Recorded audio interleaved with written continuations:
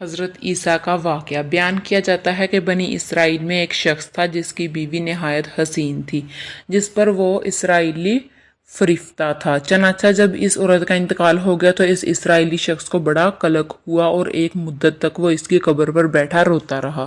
اتفاقاً حضرت عیسیٰ علیہ السلام کا ادھر سے گزر ہوا تو انہوں نے اس اسرائیلی کو پریشان حال دیکھ کر اس سے سبب پوچھا۔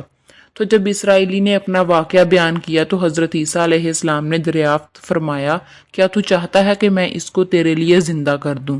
اس نے عرض کیا کہ ہاں حضور، میں یہی چاہتا ہوں۔ چنانچہ جب حضرت عیسیٰ علیہ السلام نے اس قبر کے مردے کو آواز دی تو قبر سے ایک حبشی غلام جس کی ناک کے نتھوں، آنکھوں اور جسم کے دوسرے سوراخوں سے آگ کی لپٹیں اٹھ رہی تھی، حضرت عیسیٰ کو دیکھتے غلام نے کلمہ پڑھا، لا الہ الا اللہ عیسیٰ روح اللہ۔ حضرت عیسیٰ علیہ السلام کو دیکھتے غلام نے کلمہ پڑھا، لا الہ الا اللہ عیسیٰ روح اللہ۔ اسرائیلی نے یہ دیکھ کر عرض کیا، حضور مجھ سے غلطی ہو گئی، میری بیوی کی قبر تو دوسری ہے۔ یہ سن کر حضرت عیسیٰ علیہ السلام نے حبشی کو حکم دیا کہ تم اپنی قبر میں واپس ہو جاؤ۔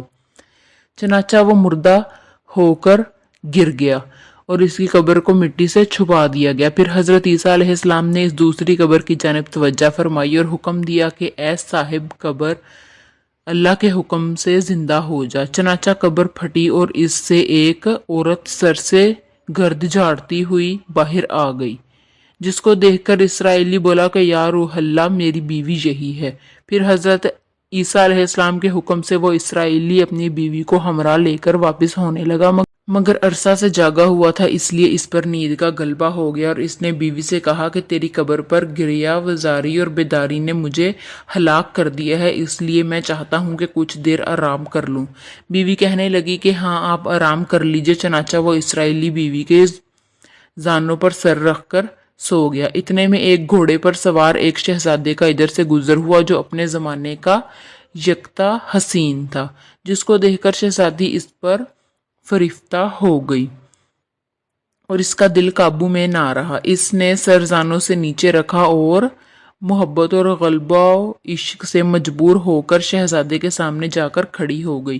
ادھر جیسے ہی شہزادے کی نظر اس پر پڑی، وہ بھی اس کو دیکھ کر اس پر فریفتہ ہو گیا اور عورت کی خواہش پر اس کو اپنے گھوڑے پر بٹھا کر لے گیا۔ چنانچہ اس کے شوہر نے بیدار ہو کر جب اپنی بیوی کو نہ پایا تو نہایت پریشان ہوا اور اس کے ملنے کی تدبیر سوچنے لگا۔ سوچتے سوچتے آخر اس نے نشانہ قدم پر چل کر اپنی بیوی کو تلاش کر لیا، جو شہزادے کے پاس پہنچ چکی تھی۔ اس کو دیکھ کر اسرائیلی نے شہزادے سے عرض کیا کہ یہ میری بیوی ہے، آپ اس کو چھوڑ دیجیے۔ ابھی شہزادہ کچھ کہنے بھی نہ پایا تھا کہ اس عورت نے کہا، میں تیری بیوی نہیں بلکہ شہزادے کی لونڈی ہوں۔ یہ سن کر شہزادہ اسرائیلی سے کہنے لگا، مجھ سے میری لونڈی کو لینا چاہتے ہو؟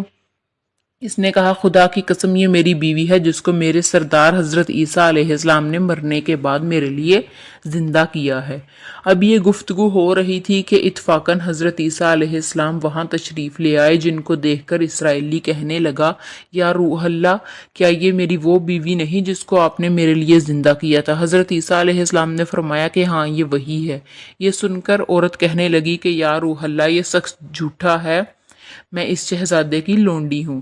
حضرت عیسیٰ علیہ السلام نے فرمایا، کیا تو وہ عورت نہیں جس کو میں نے اللہ کے حکم سے زندہ کیا ہے؟ عورت نے کہا، یا روح اللہ، باخدا میں وہ نہیں ہوں۔ اس کے بعد حضرت عیسیٰ علیہ السلام نے فرمایا، جو جان خدا کے حکم سے میں نے تجھے دی تھی اس کو واپس کر دے۔ یہ سنتے ہی وہ عورت پھر مردہ ہو کر گر پڑی۔ پھر حضرت عیسیٰ علیہ السلام فرمانے لگے کہ جو شخص ایسے آدمی کو دیکھنا چاہے جو کافر مرا تھا اور زندہ ہو کر ایمان لایا تو وہ اس حبشی غلام کو دیکھ لے، اور جو کوئی ایسے شخص کو دیکھنا چاہے جو مومن مرا تھا پھر اللہ نے اس کو زندہ کیا اور کافر ہو کر حالت کفر میں مر گیا تو وہ اس عورت کو دیکھ لے۔ اس واقعہ کو دیکھ کر اسرائیلی نے قسم کھائی کہ اب کبھی نکاح نہ کروں گا اور میدانوں کی طرف نکل گیا جہاں اللہ تعالیٰ کی عبادت میں مصروف رہ کر اسے موت آ گئی۔ اللہ تعالیٰ اس پر رحم فرمائے۔ نبی اور رسول کے اقرار اور انکار کا نتیجہ اس حقائق سے ظاہر ہوتا ہے اور سبق ملتا ہے کہ کامیابی اپنے نبی کی اطاعت اور محبت سے ہی مل سکتی ہے۔ چنانچہ ہمیں بھی چاہیے کہ ہر حال میں اپنے نبی صلی اللہ علیہ وسلم کی اطاعت کو سامنے رکھیں، چاہے دل مانے یا نہ مانے، نبی کریم صلی اللہ علیہ وسلم کے طریقوں کو لازمی اپنایا جائے۔ اللہ ताला इस वाक़या से सबक हासिल करके हमें अमल करने की तौफीक अता फरमाए। आमीन या रब्बुल आलमीन। तो जी दोस्तों, अगर आपको ये कहानी पसंद आई हो तो हमारे चैनल को ज़रूर सब्सक्राइब करिएगा।